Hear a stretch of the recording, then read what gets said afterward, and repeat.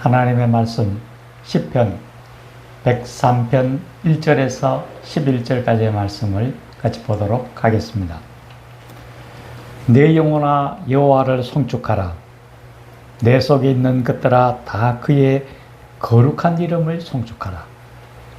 내 영혼아 여호와를 송축하며 그의 모든 은택을 잊지 말지어다. 그가 내 모든 죄악을 사하시며 내 모든 병을 고치시며 내 생명을 파멸에서 속량하시고 인자의 긍휼로 관을 씌우시며 좋은 것으로 내 소원을 만족하게 하사 내 청춘을 독수리같이 새롭게 하시는도다. 여호와께서 공의로운 일을 행하시며 억압당하는 모든 자를 위하여 심판하시는도다. 그의 행위를 모세에게 그의 행사를 이스라엘 자손에게 알리셨도다.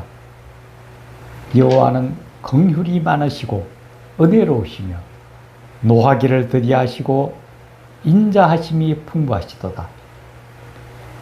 자주 경책하지 아니하시며 노를 영원히 품지 아니하시리로다. 우리의 죄를 따라 우리를 처벌하지는 아니하시며 우리의 죄악을 따라 우리에게 그대로 갚지는 아니하셨으니 이는 하늘이 땅에서 높음같이 그를 경외하는 자에게 그의 인자하심이 크심이로다. 아멘.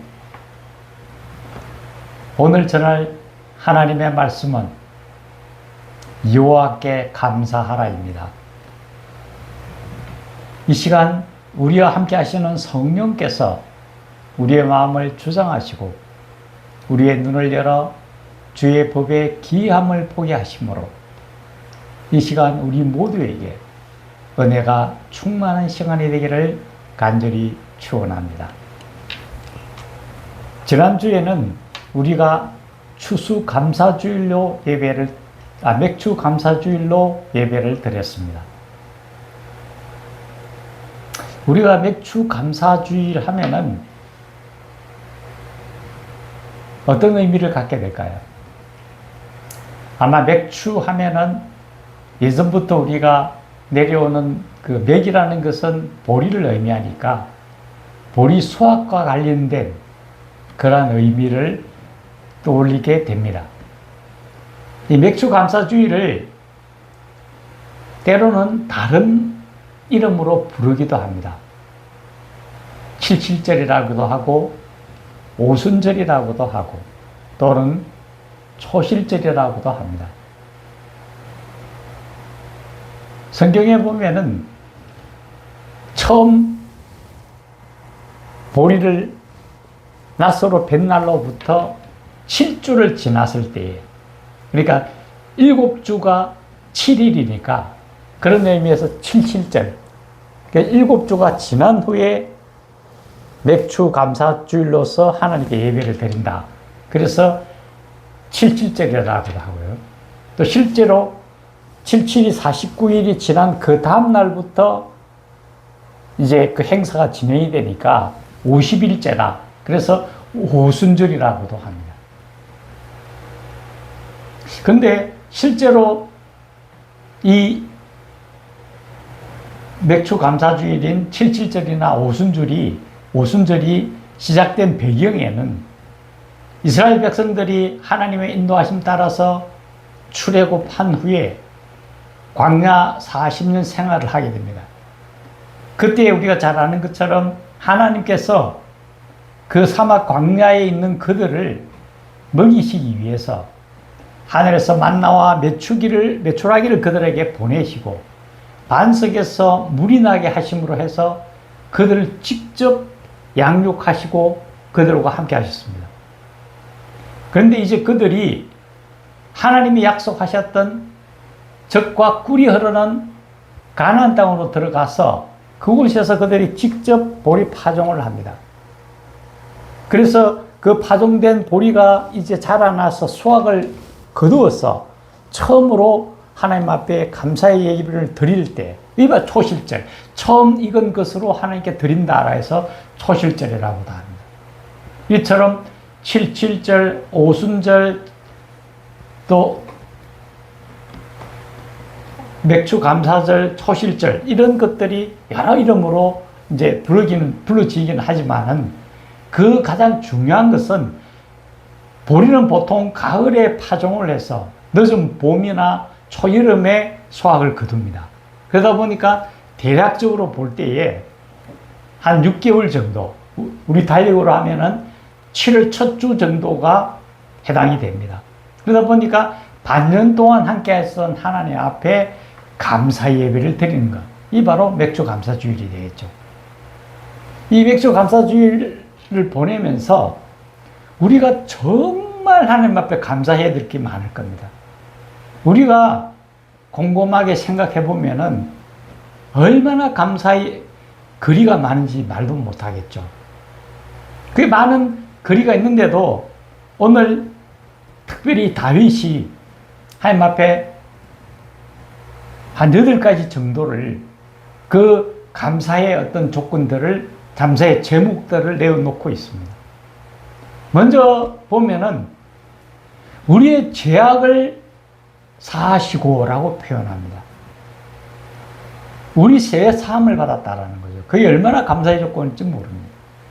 성경에 보면은 모든 사람이 죄를 범하였음에 하나님의 영광이 이르지 못한다고 이야기했고, 죄의 삭은 사망이라고 얘기합니다. 우리 모두는 죄인임이 틀림없고 그 죄로 인해서 죽을 수밖에 없는데, 그 예수님의 그 보혈의 공로를 통해서 구원함을 받고 우리가 영생을 누리게 된다는 거죠. 그래서 영벌에서 영생으로 옮겨졌다. 죄를 갖다가 우리가 사함을 받았다. 그게 가장 큰 감사의 조건이라고 이야기합니다. 두 번째로 질병을 치유함을 받았다라고 이야기합니다. 오늘 본문에서. 예수님 오셔서 제일 먼저 하셨던 것은 병든 자들을 고치시고 그들에게 그 은혜택을 입혀줍니다. 눈먼 자가 눈을 뜨게 되고, 귀머거리가 귀가 열리고, 벙어리가 혀가 풀려서 말을 하게 되고, 각종 관절과 귀신이 다 낫게 되는, 하나님 앞에서 모든 질병들이 나음을 입습니다. 우리의 육신의 질병만이 문제는 아닐 겁니다. 우리의 정신적인 질병은 더 중하죠, 사실은. 우리의 육신은 눈에 보이니까 어떻든 고치려고 노력하면은 고쳐질지 모르지만은 이 정신적인 부분은 더 어렵습니다. 그런 정신적인 평안함이 없이는 어떤 삶도 만족스러운 삶이 없을 겁니다. 예수님을 통해서 구원함을 받고 예수님이 주시는 평안과 기쁨을 맛보지 않고서는 그러한 것을 누릴 수 없다라는 거죠.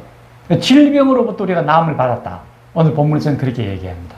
육체적 질병뿐만 아니라 우리의 영혼이 나음을 입고 기쁨을 누리며 평안함을 누리게 됐다. 그것이 바로 감사함의 조건이다라고 이야기합니다. 세 번째는 우리의 생명을 보존하고 우리를 구한다고 얘기합니다. 우리가 이 세상을 살다 보면은 한순간순간마다 얼마나 우리를 위협하는 것들이 많은지 모릅니다. 정말 한순간도 하나님의 은혜 없이는 못 살아간다는 것을 고백하지 않을 수가 없습니다. 얼마 전에 베네수엘라에 7.2, 7.5 두 지진이 왔죠. 그 지진으로 인해서 정말 어마어마하게 수많은 사람들이 매몰되어 버렸습니다. 한순간 눈 깜짝할 사이죠. 7.2와 7.5 사이가 뭐 30초도 안 된다 그러는데 그 사이에 모든 것이 다 파묻혀 버립니다. 빌딩에 그대로 무너져 내려버리고 수많은 사람들이 그 속에서 찾지도 못하고 없어져 버렸습니다. 그뿐만 아닙니다. 지금 곳곳에서 난리와 난리가 일어나고 있고, 조금만 우리가 나가서 차를 타보면은 한 눈 깜짝할 사이에 생명이 왔다 갔다 합니다. 우리가 어떻게 보존되는지도 모를 정도로 하나님의 그 은혜의 손길이 없이는 보존할 수 없을 겁니다. 생명을 보존한다, 구한다고 얘기합니다. 또 네 번째로 내 소원을 만족해 한다고 얘기합니다. 우리의 마음의 소원을 이루어 주신다라는 거죠. 하나님이 그렇게 얘기합니다. 너희가 믿고 구하는 것을 다 받은 줄 알라. 우리가 살아오면서 하나님 앞에 구한 것, 다 한번 적어 보십시오. 정말. 우리가 기도 노트를 보통 많이 갖고 있는데 그 하나님 앞에 한번 내어놓아 보십시오. 하나님께서 어떻게 응답해 주시는지. 놀라운 것은 우리가 기도하는 것보다 훨씬 더 좋은 걸 주신다라는 거죠. 우리는 우리가 구한 것만 생각합니다. 왜 하나님 안 주실까라고 생각합니다. 근데 나중에 돌아보면은 우리가 구한 것보다도 훨씬 더 많은 걸 주고 계신다라는 거죠. 하나님께서 우리의 소원을 만족해 한다고 얘기합니다.